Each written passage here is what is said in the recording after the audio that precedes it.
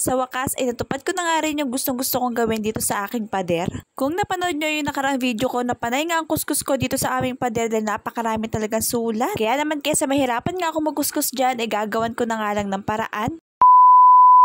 Pinagtatanggal ko na nga muna yung mga nakalagay dyan para maaluwan nga yung aking pagtatakid ng wallpaper. Nang mga oras nga na yan ay 6 PM na, talagang hinintay ko nga lang sila dumating galing school para kahit papaano ay meron akong katuang dito sa aking mga gagawin. Inalis ko na nga rin muna itong TV na ito para hindi nga siya maging abala sa aking pagtatakid. At nakita ko nga rin na marami na naman ngang alikabok itong pader nga namin, ay pinunasan ko na nga din muna. At syempre bago nga ako magtakid ng wallpaper ay sinukat-sukat ko na nga muna para hindi nga magbalingkwasan yung aking mga pagtatakid. Maganda nga sana mga Marcies ay kung ang gagamitin ko ang wood cladding ay yun talagang parang naka 3D na. Pero syempre dahil for the DIY nga tayo for today's video ay dito na nga lang tayo sa mura. At after ko ang masukat mga Marcies ay sinukat ko na nga rin dito sa papel, at buti na nga lang at kagandahan nga nitong papel na ito ay meron na nga din siya mga line sa likod.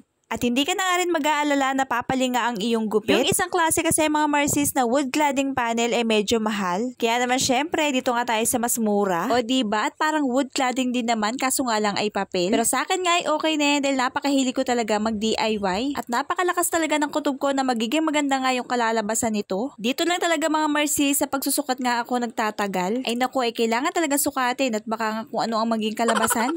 At kailangan mo talagang tingnan mga Marcies ang pagtatakid niyan dahil may kailangan kang mga sundan na line. Syempre, after ko nga sukatin doon sa pader, dito ko naman nga sa papel susukatin. Nagkamali pa nga ako ng pagkakagupit dyan mga Marcies dahil nung itatakid ko na nga yung wallpaper ay hindi nga sila nagtugma. Kaya naman ang nangyari nga di umulit na naman nga ako ng gupit. Pero hindi naman sayang mga Marcies yung mga nauna kong ang gupit dahil magagamit ko pa din naman yun. At ang kagandahan din talaga sa mga ganitong wallpaper ay napakadikit nga niya at hindi rin talaga madaling matanggal. Hindi nga rin ako nahirapang magtakid dyan mga Marcies dahil makinis na nga yung pader. Kailangan lang talaga ipupunas-punasan mo nga siya ng ganyan para hindi nga siya magkaroon ng bubbles. Hindi ko pa nga sana may tatakid yung mga wallpaper na yan dahil akala ko nga may hirapan akong tanggalin yung TV. Buti na nga lang at madaling nga matanggal yung TV kaya naman hindi na ako nahirapan. Hay nako mga Marcies, sa malayuan talaga hindi mo akalain na wallpaper lang yan. At alam nyo ba mga Marcies na hindi talaga ako inabot ng ilang oras dyan? Kumpara nga doon sa nagtakid nga ako ng wallpaper sa aking pinto, Diyos me, talaga naman napakatagal. At inabot talaga ako ng ilang oras sa pagtatakid. Anyways, eto talaga yung naisip ko na paraan para matakpan nga yung mga sulat-sulat dito sa aking pader. Naku, kaso nga lang baka ito naman nga yung kanyang sulatan. Diyos ko day. Buti na nga lang din at nauso na nga din yung mga ganitong klaseng wallpaper at hindi na nga tayo mahihirapan kung paano baga natin mapapaganda yung ating mga bahay.